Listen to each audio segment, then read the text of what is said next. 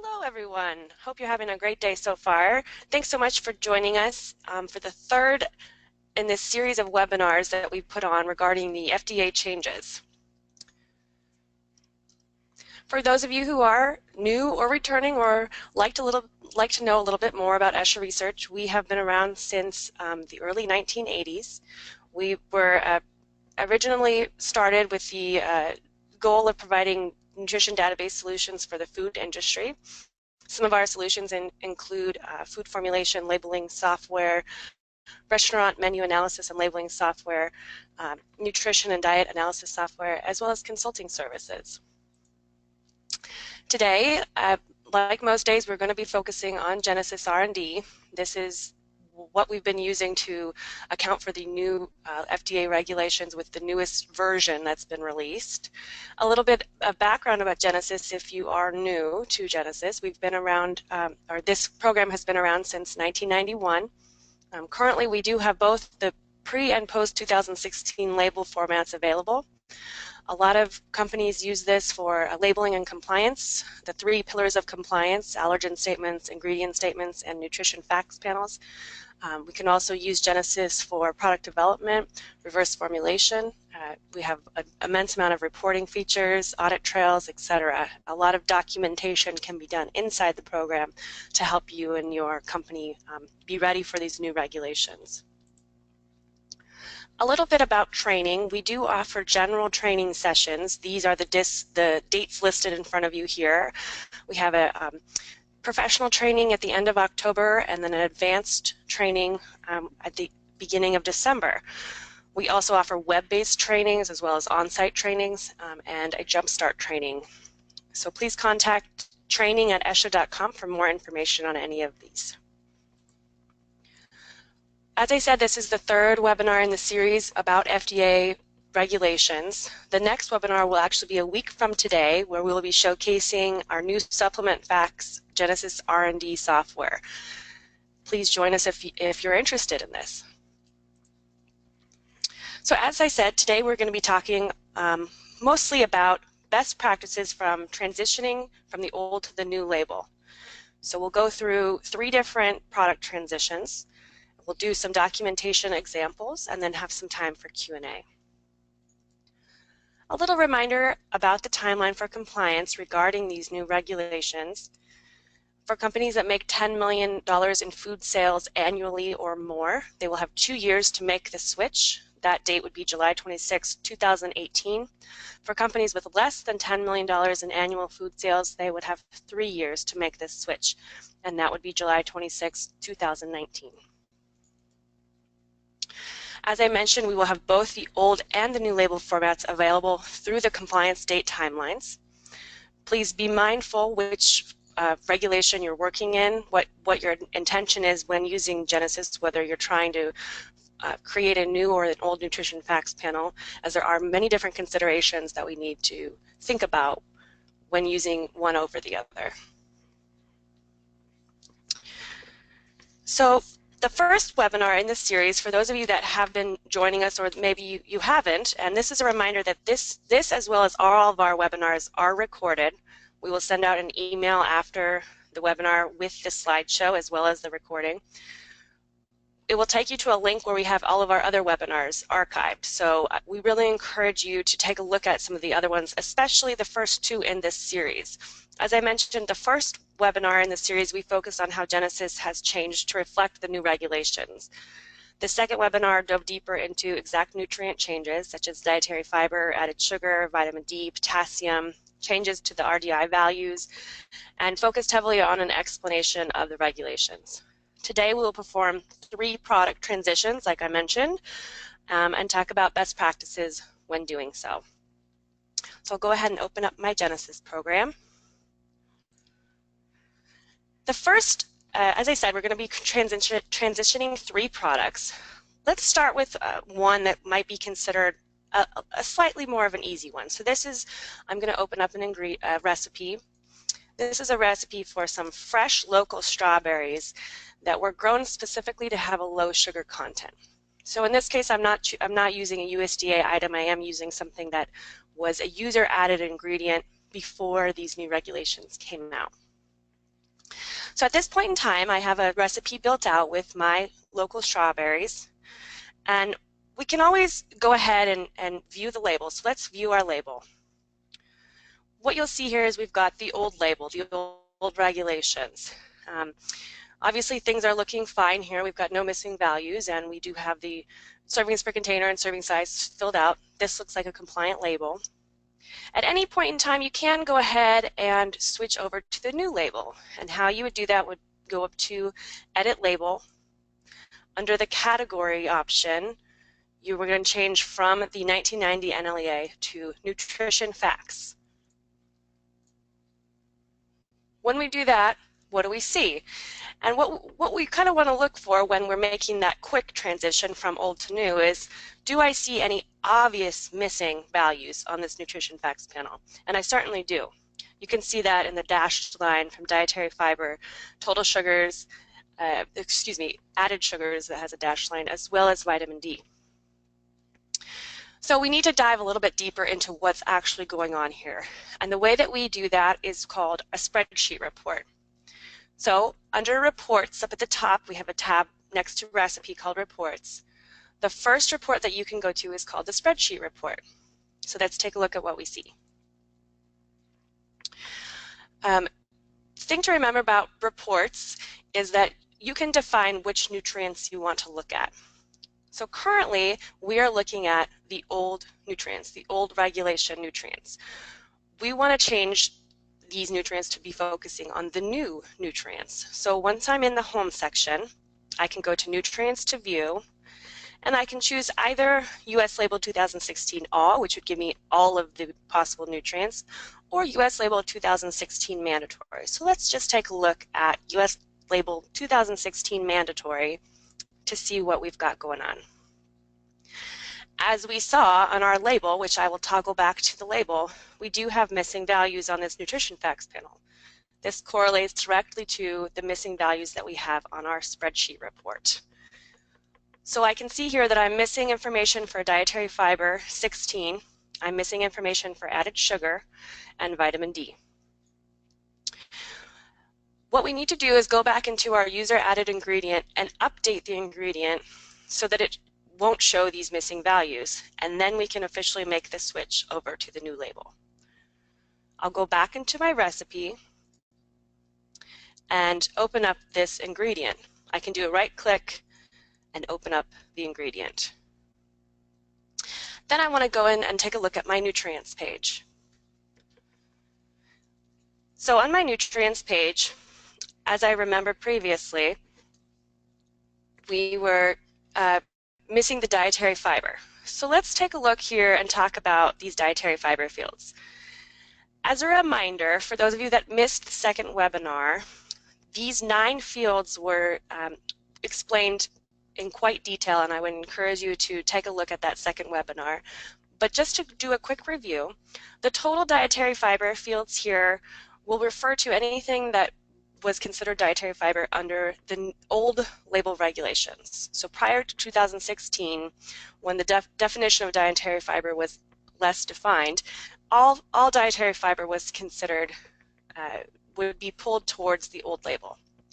As I move down to the next 3, you'll notice I have dietary fiber 2016, soluble fiber 2016, and insoluble fiber 2016. The thing to remember about this these new nutrients here is that in order to be considered dietary fiber on the new label, it must be considered beneficial to the human body. This can come from naturally occurring fibers or a list of synthetic or isolated fibers such as pectin, guar gum, etc. If it is in fact considered beneficial, we do want to go ahead and populate the dietary fiber 2016 fields. So let's start there. What I have here is a strawberry. It comes from the earth. I do have dietary fiber populated for my previous regulations.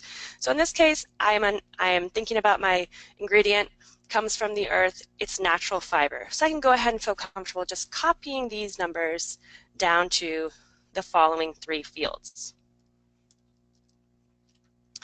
So what I'm doing now is I'm making sure that when I pull this label, this ingredient towards the new label, the dietary fiber fields are populated and will not show a null value in the spreadsheet report or on the nutrition facts panel.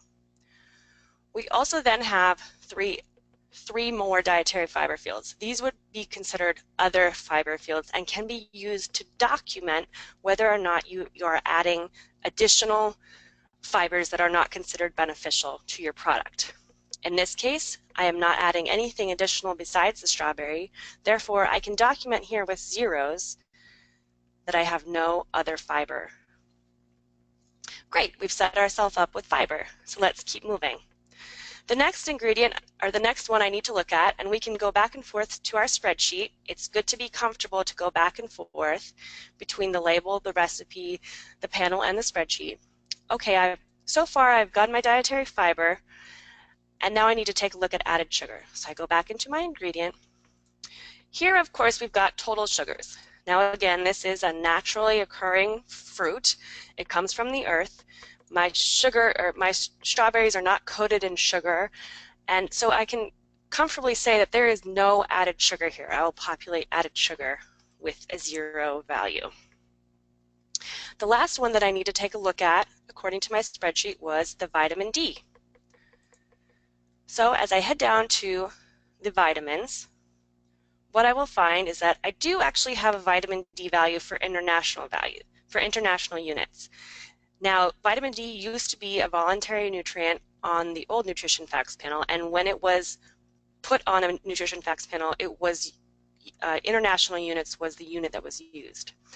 Now it is a mandatory nutrient, and it is displayed in micrograms. Here I know that if I had 0 international units, I can make a simple conversion knowing that I have 0 micrograms of vitamin D as well. I want to go ahead up and save the changes that I've made, of course. So I'll do that, and then I can check back with my spreadsheet and see how we're looking. Now you'll see that dietary fiber has been populated, added sugar has been populated with a 0, and vitamin D has also been populated. Then we can go ahead and take a look at our label. We'll also see we don't see any null values anymore. So we have used the spreadsheet report to understand where those null values are coming from on the label.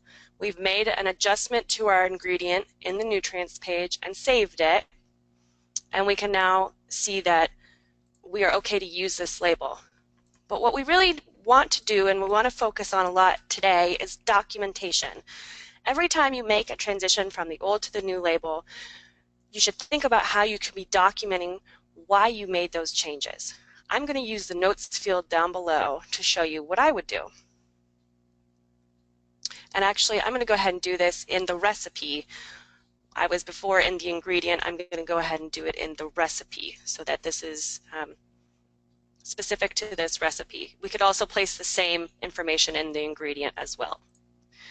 In this recipe, I'm going to paste in something that I've already written. Basically, it just shows exactly what we've done here. So on 9/13/16, we made the transition from the old to the new label. We populated dietary fiber with beneficial fiber data. We populated added sugar with a 0 value because all sugar is naturally occurring.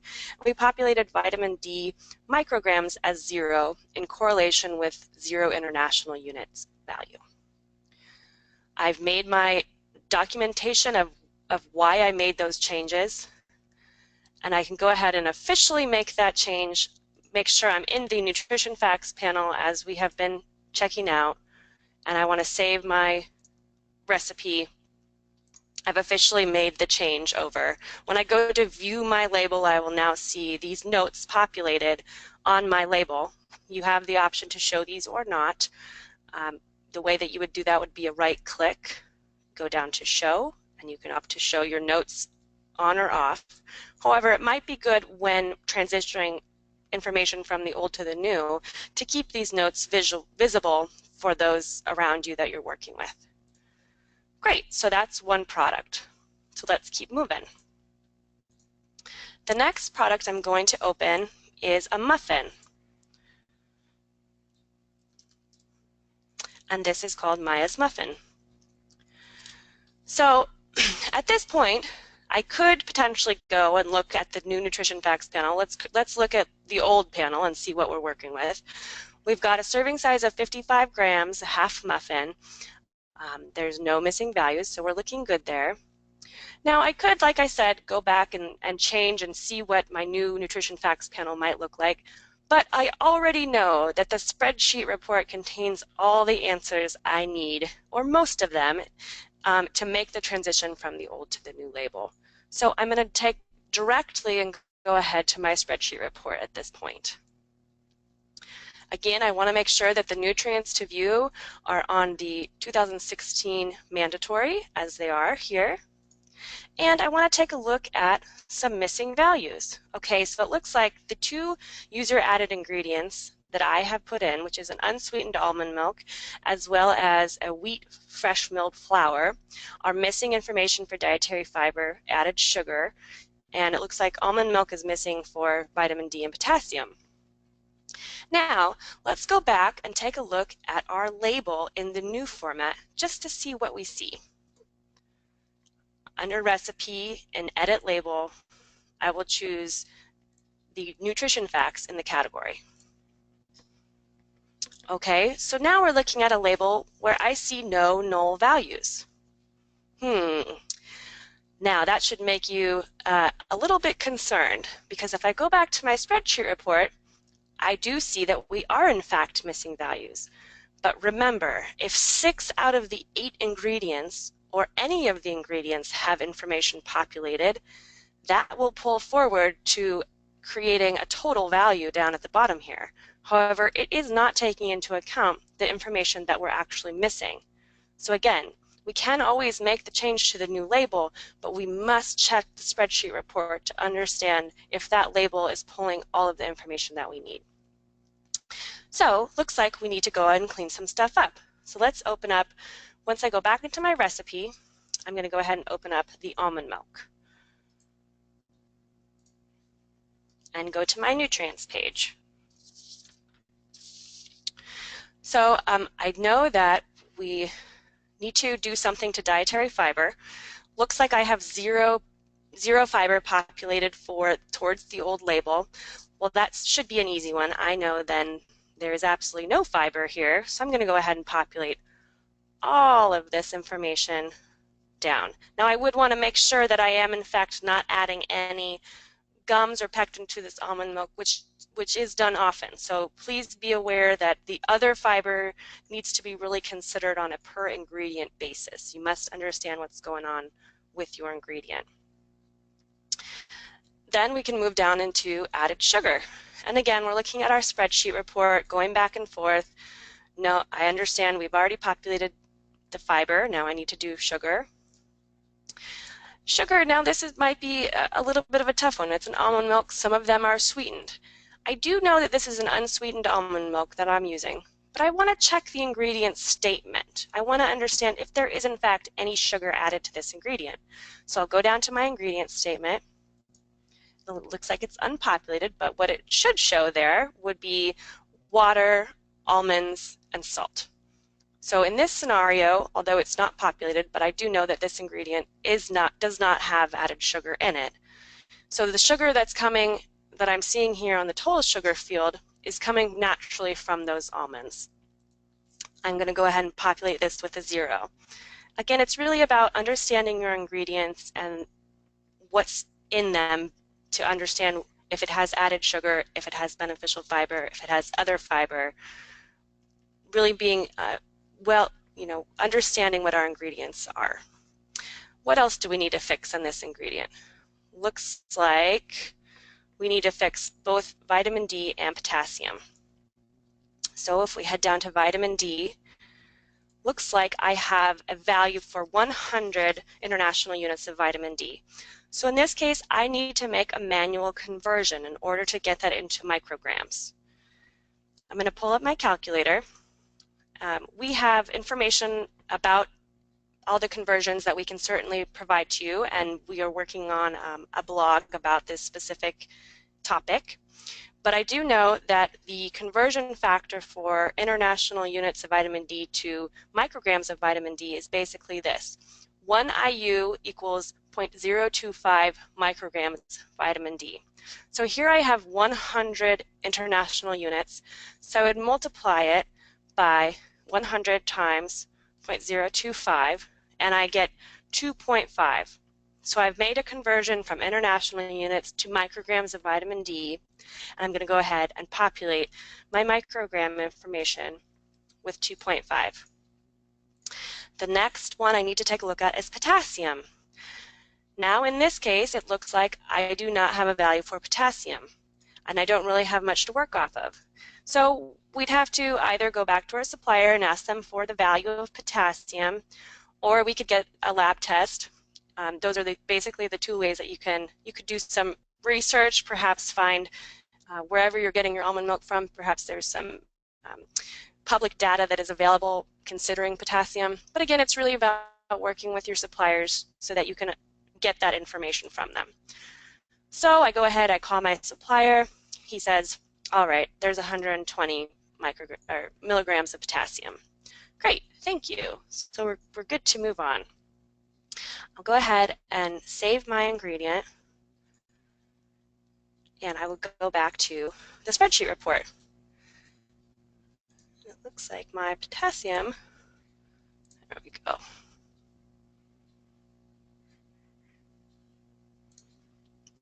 Okay, so now I've got all of the fields populated for unsweetened almond milk, so we're looking good. We also need to take a look at this other ingredient, which is enriched wheat flour. So I'll head back over to my recipe and go ahead and open up this specific ingredient. Now I need to take a look at my notes field. So what we need to do is, again, as we've been approaching this, we need to take a look at the dietary fiber. We've got 10.10 grams of dietary fiber. I'm going to assume that because this is a natural flour, and again, I would have to look at my spec sheet to confirm this, that this would most likely be considered naturally occurring. Unless there's anything added there, this should also be populated here. You might also want to populate your other dietary fiber fields if in fact you did know that you weren't adding anything to this. Then we'll take a look at total sugars. This has a very low total sugar value, which leads me to believe there is not added sugar in this flour.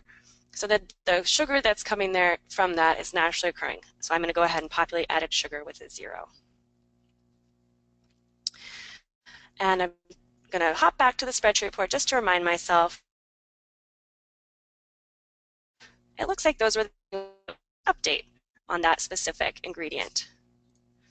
Excuse me. So perfect. We'll go back to our ingredient and save the changes that we've made. Again, we might choose to document here that we've transitioned this ingredient from old to new. So we might put in the date. We might explain what we did with the fiber fields.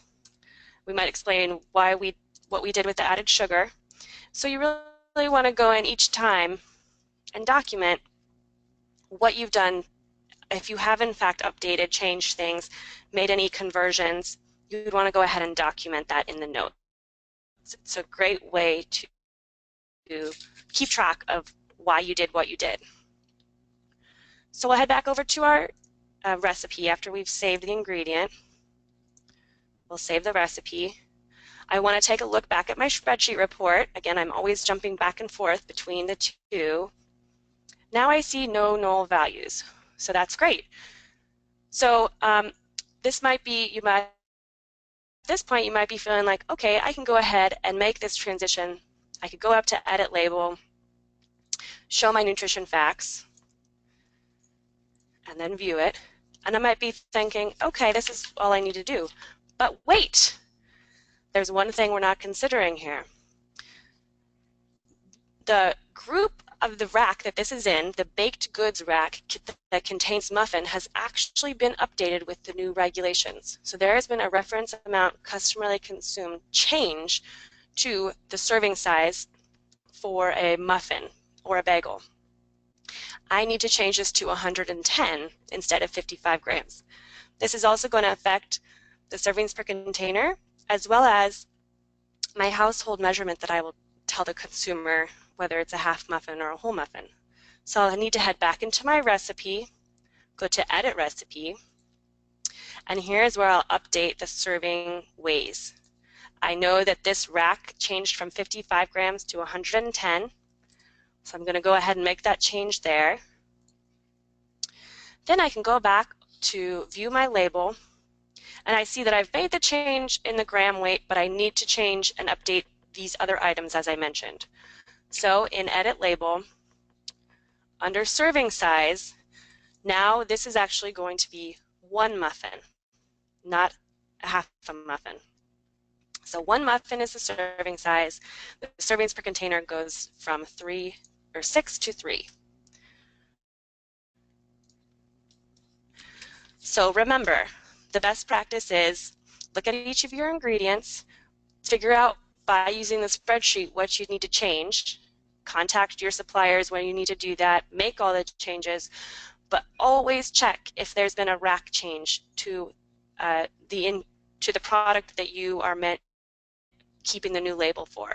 So remember to think about anything. If you're commonly working in the baked area and you're commonly working in muffins, you might have a you already know that you need to be aware of that.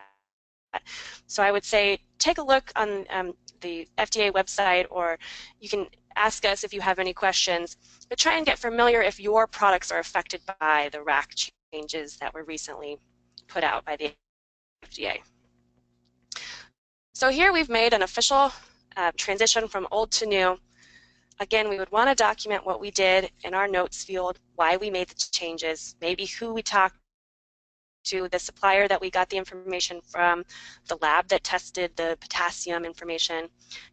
Go ahead and really populate this with all of that, everything that you can. So we're good to save out of here. We've officially made the transition from the old to the new muffin. So we'll do one more product. And this product is a frozen pad thai.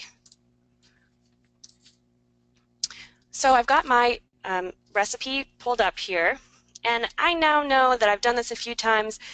I'm not even going to worry about the label. I'm going to go directly to Spreadsheet. Spreadsheet is your friend. So we take a look at the Spreadsheet Report.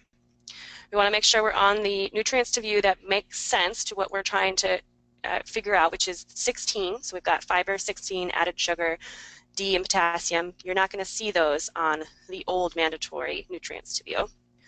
So here in our pad thai, we're just going to kind of work down the line here. So we've got some noodles that are part of this pad thai, and we're missing fiber, added sugar, and vitamin D. Seems to be common. So I'll head back into my recipe, open up my noodles, and I'm going to be looking for information on the dietary fiber, added sugar, and vitamin D. Again, we've got here, if I check my ingredient statement, I can see that this is made of brown rice flour and water. So I know that when I'm looking at my dietary fiber from that perspective, brown rice flour is naturally occurring fiber, so there's nothing added to this that would make this fiber or non-beneficial fiber. So in my nutrients, I can feel pretty confident knowing that the total dietary fiber that I see here can be populated down below in the 2016. And I might also want to populate other. 2016 is a 0. We're not adding any other fiber to this product. Again, we've got total sugars and added sugars. I know from my ingredient statement this does not contain any added sugars, so anything that's going to be there is going to be naturally occurring from that brown rice flour. In my nutrients, I can go ahead and populate added sugar with a 0. I believe the last one we want to look at is vitamin D. Yep, confirmed that on my spreadsheet. And I'll go down to vitamin D. We've got another 0 value. That one's pretty easy also to populate with the 0. Great. So we've made that change on the noodles. We'll go ahead and save that, and again, put any notes you'd like to talk about what you did, why you changed it. You looked at the ingredient statement and did not see any added sugar or any other types of fiber, so you feel comfortable making the changes that we did. Back to our spreadsheet report, let's take a look at what else we need. It looks like we have an ESHA item that actually has a missing value. Now you might run into this. We have done our best to populate items, but there are many, many in our database, and it's an ongoing project that we're working on. So there may be times when you need to do what's called a save as on an ESHA ingredient. I know that this is ginger. It's most likely, if it has any fiber at all, it's going to be naturally occurring. So I'll head back over to my recipe, and I'm going to open up that ginger root.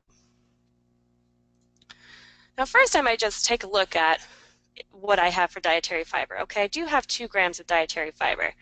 So I'm thinking that should be considered beneficial. It's naturally occurring. Remember that you cannot update the nutritional value of an ESHA ingredient. That's why I said you need to do a save as. So we'll go up to the file, we'll choose save as, and I need to give it a slightly different name. So I might just say something like, this is ginger root fresh amended. Once I've done that, now I'm working in this new ingredient, and I'm going to go ahead and populate the Dietary Fiber 2016 that I see there. And on my spreadsheet report, I just want to check and make sure, yep, that's the only one that I need to populate for that ingredient. So pretty simple. We've done a save as, populated our dietary fiber. Again, you'd probably want to populate this with a 0, that you are not putting any other types of fiber in. We'll go ahead and save that ingredient. And now this ingredient is operated by you. So you own this ingredient. You'll realize when you go back to the main ingredient page that the ESHA code and the government code have been stripped. Keep in mind that if we were to update this ginger root later in the year, that because you have made an amendment to this specific ingredient, the amended version wouldn't contain any of the updates. Your other ingredient still exists in your database, and that will be updated, but you might need to come back and check amended ingredients. So you might put something down in your notes here that says, need to check in 3 months to make sure that all nutrition information is valid. Now, as I said, we were going to be continuing to be updating and filling out these fields. It's just sort of a long-term project because there's so many ingredients in our database. So we've saved this. We can go back to our spreadsheet. It's like, oh, and why I'm not seeing it there is because my recipe still has the old ginger root in it. So what I would do in this case is call for the new ginger root that I just made. So I'm going to call for the ginger root. And there's the ingredient that I have. It's going to be in a darker green. I'm going to choose that ingredient. And I want to populate it with the same amount I have here. So I've got 2 grams, or 2 tablespoons, excuse me, of ginger. Once I have that there, now I can go ahead and delete the other ginger from my recipe. So I no longer need this ginger here because I've put in my amended ginger. I can go ahead and delete that. Then once I go back to my spreadsheet report, I will notice that ginger, which is now down at the bottom, has been populated for the dietary fiber field, which was previously missing. So a reminder of what we did there. In some cases, you will need to do a save as on certain ESHA ingredients, and then you would want to switch out that ingredient in the recipe that you're using for your newly saved and updated ingredient. Looks like we have a couple more that we need to dive into. So here we've got some rice vinegar. Okay, so I head back to my recipe. I look at the rice vinegar. I'm going to go ahead and open this. And again, it looks like I'm missing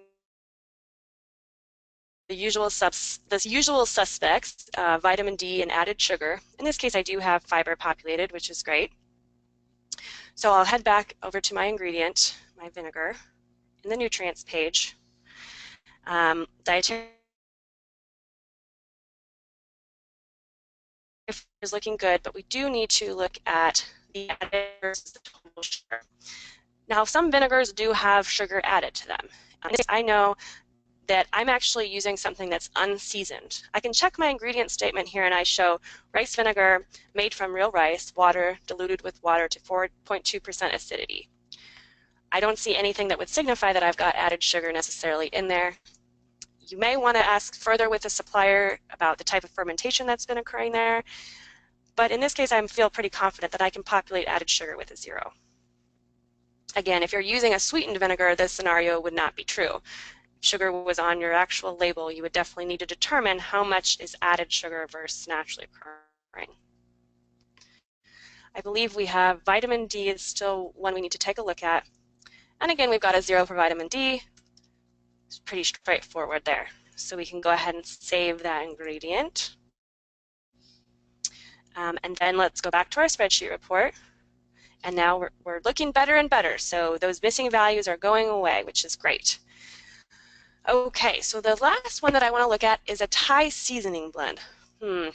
Thai seasoning blend. That sounds like it could be a little bit more complex.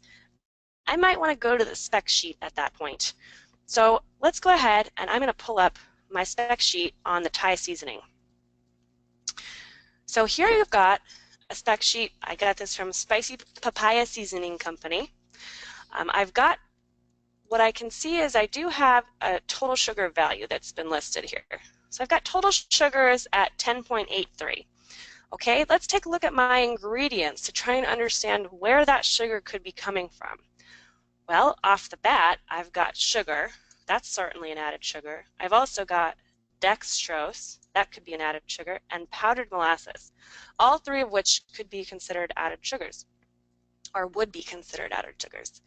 What I've also got, though, is some garlic and some onion and some other things where could potentially have a small amount of naturally occurring sugars. So I really need to talk to my supplier here and work with them to understand how much, based on 100 grams of this 10.83 grams of sugar, is considered added sugar. So once we have some conversation back and forth, we are decided that most of the sugar here is coming from added sugar. So I'm going to go ahead, and he's given me a value of 10 grams added sugar for this specific ingredient. So I'm going to go in open my Thai seasoning blend.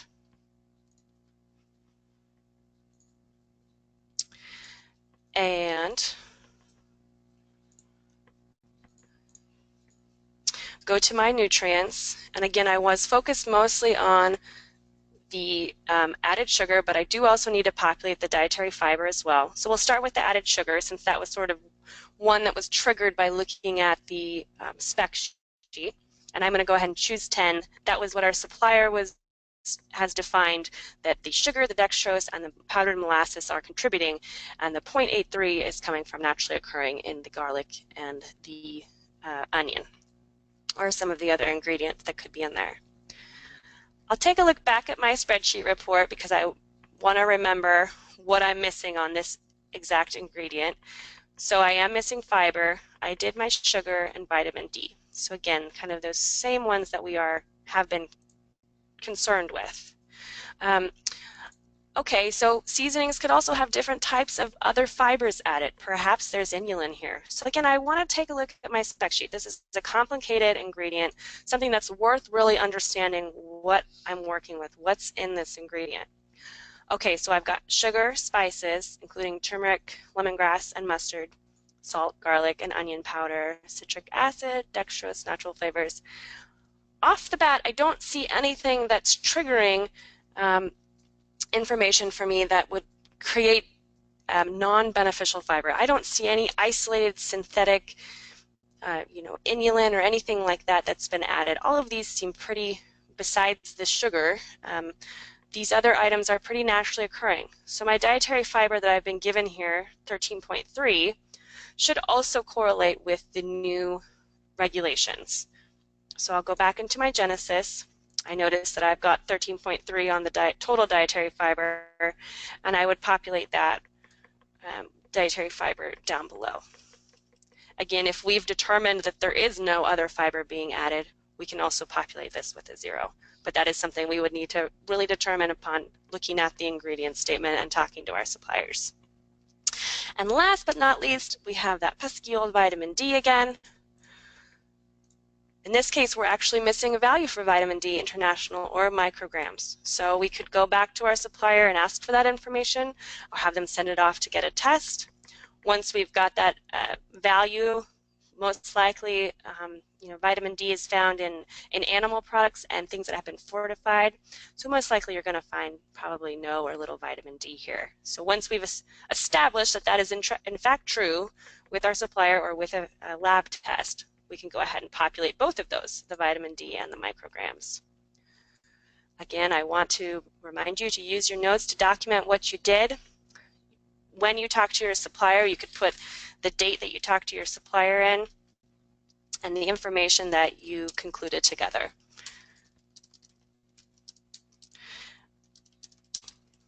Etc.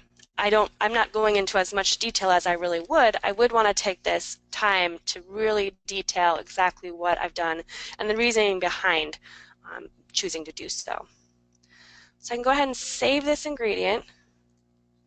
Whoops. Oh, and what do you know? It looks like I've run into another situation where this ingredient is actually maintained by ESHA. So although I've done all these changes, I would still need to do a save as. So we'll go and we'll do a save as, and we'll call this Thai seasoning Maya. And once I'm back in my recipe, I want to make sure to sub that information back in. So remember, I've changed this Thai seasoning blend. I want to make sure to put in the correct one. So I would call for the ingredient that I just created. And at this point, I have 18 grams of this seasoning in. So I'll go ahead and add that in. And then at this point, I can erase the other one, save my ingredient, save my recipe. I head back to my spreadsheet, and now I am seeing no missing values. So this was the most complex. You'll notice we started with something fairly easy, one ingredient product, and we move forward through having to make adjustments on ESHA ingredients and your own. And this one we really had to dive into spec sheets with the supplier, understand our ingredient statement. So you, depending on the types of products that you deal with, you might run into similar issues again and again, which you'll get better at dealing with, and understand that the complexity, of course, is going to create some challenges, but I think with working with our suppliers and using ESHA as a resource, we can certainly make these transitions in a compliant way. So at this point, let's kind of go back and recap what we've done. I'm just going to close out of these items so that we can have a clear screen. I want to talk about the best practices that we've kind of gone over today. So again, the best practices, document, document, document why you're making the change. You could open the old label, check the spreadsheet report directly right off the bat. Associate the correct nutrients to view. Make sure you're in fact, 2016 rather than the old nutrients to view. Then we're going to look for missing values. Any of those red dashed lines would show a missing value. Then we go into the recipe and open individual ingredients. And then within each of those ingredients, we can decide if dietary fiber is considered beneficial. We can document any other fiber if it's being added. If not, we can populate it with a 0. Then we can decide if some of the sugar in the ingredient may be considered added sugar, and if this is something you need to look deeper into with your suppliers, look at your ingredient statement.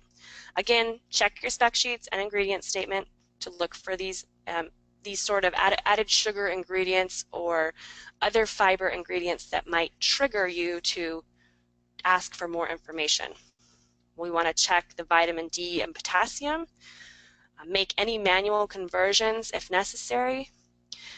We encourage you to keep annual up-to-date spec sheets on hand, ask the suppliers for more info or testing when needed, and lastly, always remember to check and make sure there hasn't been a rack change on the product that you're transitioning from old to new.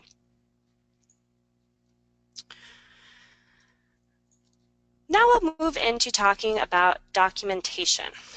So we've talked throughout the presentation today about using the notes field in Genesis to really document what's going on and why you made those changes. As a reminder, as a prudent manufacturer, documentation is and should always be the standard that we're currently striving for. So we're already required to be able to document and show where the end nutritional value came from. Some documentation examples would be analyses of nutrient databases such as Genesis, recipes or formulations, batch records, or any other records that contain the required information to verify the nutrient content of the final product. So, sort of thinking about the new nutrients, there's going to be cases where a test is not available to decipher the sources of some of the following. So things like beneficial versus non-beneficial fiber, or a combination. If your product has a combination of non-beneficial and beneficial, and this is including soluble and insoluble fibers, you will need to document sort of how you're deciphering between those two things. So you're documenting any non-beneficial fiber that you're adding, and you know that the other fiber is coming from naturally occurring fibers. So that's one situation. Another situation would be when you've got a combination of added and total sugar. So I've got a fruit smoothie and it also has honey in it. I need to document the honey as being added sugar and document that the remainder is coming from the natural sugar. Folate is also one when a food product contains both folate and folic acid. So folate is naturally occurring in foods, and folic acid is often a synthetic, something that's fortified. So we need to document when we have foods that have both of these forms where the folic acid versus the folate is coming from. And again, with vitamin D, when we have two forms of vitamin D in the product.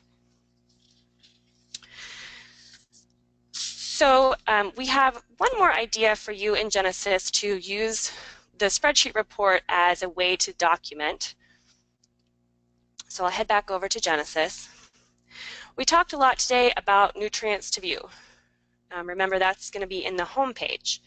So if I'm in nutrients to view, what I could do is create a specific spreadsheet report that would show any list that suits your needs, but some ideas could be only the new nutrients, or perhaps the old and the new nutrients that have to do with the transition. So let's go ahead and do this. So under nutrients to view, I can go ahead and choose modify. Then I will want to choose new. I am going to create a brand new list of nutrients that we need to look at. So I want to look at total dietary fiber. I want to also look at the fiber for 2016. I want to look at total sugars and added sugars, and I want to look at vitamin D in international units and micrograms, and then I want to look at potassium. Wherever my potassium went. There we go. Okay, so I've created a specific nutrients to view. I'll do a save as and name this transition reports. Okay, then when I go ahead and open up my pad thai again, we can go ahead and look at the reports in the spreadsheet report, and you'll see that I am actually viewing that nutrients to view that I just created. So I'm looking at what the total fiber field, so the old fiber definition versus the new fiber definition. I'm looking at sugar versus added sugar, vitamin D in two different forms, and potassium. And of course, if you're focusing on some of the other ones we mentioned, folate or vitamin E, you might also want to include these here. one last way to document would be outside of Genesis, and there's multiple ways that you could do this, and I'm sure you as manufacturers might have great ideas for this. One thing we could do is just pull up a simple batch sheet. So this is a recipe batch sheet for a navy bean and noodle soup. Basically what I've got going on here is that I've got all my ingredients listed, and I've got a section that's for additional documentation required. So this chicken broth also has some added sugar in it. Sometimes sugar is added to broths. So I'm going to document here that this chicken broth contains 10 grams of added sugar per 100 grams. And of course that would be reflected in the ingredient in Genesis. Here I have some fortified whole wheat noodles. Now these have actually been fortified with folic acid. So I need to document that the noodles contain 68 micrograms of folic acid per 100 grams. What you'll see as we move down is that fiber and folate are also, and in some cases sugar, are also naturally occurring in some of our ingredients. So I might put a little note that this does contain folate as well as fiber. You get the idea. So honey is also adding 80 grams per 100 grams of added sugar. So here I'm documenting because I'm using ingredients that I've got two forms in. So I've got folate and folic acid, so I need to document where that information is coming from. All right, looks like we've got a couple questions, a little bit of time for questions. I know this ran a little bit long, but we wanted to really take some time to show you these transitions. So I'm going to ask my friend Ben who helped me with some questions. All right, thank you, Maya. That was a fantastic webinar, very educational. So we'll go into a couple of questions here. Question number one, I didn't change my formula, but my 2016 label is reporting different % daily value than my previous label. Why is that, Maya? That's a good question, and we did address that in some of our first webinars here, the ones that I mentioned you should take a look at. The reason is that with the new regulations, there has been new changes to the reference daily intake amounts. So this is going to cause changes to % DV in certain formulas when you're moving from the old to the new label. Great. Second question, I think we addressed this one a little bit, but why am I seeing dashes on my label? Yeah, so there's a couple instances where you could see dashes either on your nutrition facts panel or on your spreadsheet report. We did go over that today, and just a reminder, just because you don't see a dash on your nutrition facts panel doesn't mean that all of the information is there to calculate that value. So you do want to really use your spreadsheet report to understand maybe two of your ingredients have those dashed lines, which would cause there still to be a value for dietary fiber. So again, you can check for dashes on your nutrition facts panel, but really want to check that spreadsheet for where the missing values are there. Sounds like a lot of spreadsheet. Next question. True, Ben. Next question, why am I still seeing the old label on my existing formulas after I updated? So we thought through this, and we decided that because formulas are really going to have to be reviewed, ingredients are really going to have to be reviewed, if when you opened up an old formula and you automatically saw the new format, you might go ahead and run with that and think, okay, this is good to go. But really we want you to take the time to understand that formulas need to be reviewed, and that's why old labels will remain in the old format, but new labels will automatically be generated into the new format. And you can again change that pretty easily in your edit label. Great. So our next question here, what is best practice in Genesis that can be used to make sure that we are being accurate? And this sounds like we'll hit something we've already heard a little bit about today. Yep, I get really friendly with that spreadsheet report. That is your best friend when it comes to giving you a really good snapshot at everything that's going on. So that is definitely the best report to use. Great. Next question, what is the difference between the moisture adjustment and a processing loss?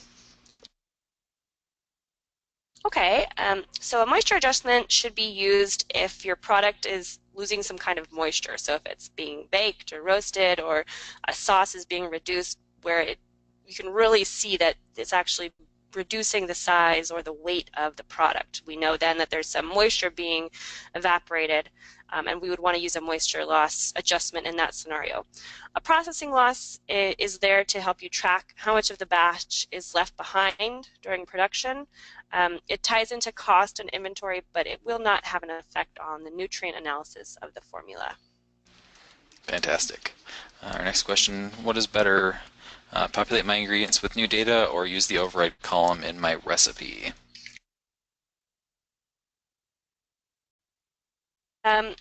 So ideally we'd want to go in through the ingredient as we were doing, we were going in through each ingredient and updating that information. And that's going to be the best way to set yourself up so that if you use that ingredient somewhere else, we've already made all those changes. There are going to be times though, however, that it might make sense for you to just do an override. So perhaps you don't want to do a save as on an ingredient and you just want to override the recipe. That is okay too, but you might want to make a note, make sure that that is very well documented that you're making an override. And when information becomes available about those ingredients, you could go in and then update that. Great, thank you. I'm going to mention something that I didn't before we start going into questions. If there are any questions that you had during the webinar that we didn't get to, we'll certainly try to get back to you. You can contact us. Our phone number and our email are on the page you're looking at right now. And we also have a few helpful resources, our LinkedIn page, our blog on our ESHA website, and also our newsletter that we send out every month. Getting back to our next question, how do I know if I have the absolute latest version of Genesis? Okay, good question. So you can go into the About page, which I can show you where that is in Genesis.